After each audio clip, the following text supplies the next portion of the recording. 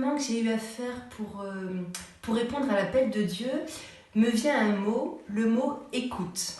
Alors écoute de la parole de Dieu, bien sûr, qu'on entend dans les célébrations, qu'on lit dans sa Bible, mais aussi écoute des événements, des rencontres, donc tout ce qui m'arrive de l'extérieur, en faire une écoute intérieure. Comment est-ce que ça résonne en moi? Qu'est-ce que ça réveille? Qu'est-ce que ça suscite? Quel écho? Et c'est ça qui m'a permis à la fois de me découvrir un peu plus et puis d'entendre que dans mon cœur, profondément, il y avait un désir de Dieu qui grandissait et puis qui est passé aussi par un désir de silence, un désir de solitude, ce qu'on trouve dans la vie monastique.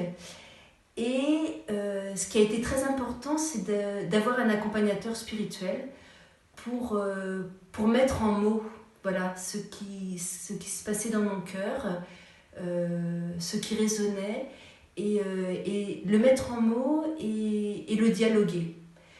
Ça a été très important pour discerner.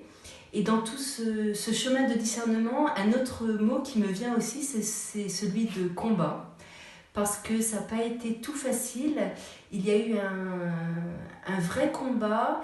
Et maintenant que je le relis, avec une bonne dizaine, presque 20 ans de recul, ce combat, aujourd'hui, je dis que c'est un combat contre mes idées. C'est-à-dire que je me faisais une idée de ce qu'est la vie monastique, de ce qu'est une religieuse, et je me disais, j'ai pas le profil, c'est pas possible. Et c'est contre ça que j'ai lutté assez longtemps, jusqu'à découvrir que le Seigneur, c'est moi qui l'appelais, avec ce que je suis, avec mes talents et aussi avec mes défauts, mes difficultés, et que c'est tout ça dont il allait faire une histoire de salut.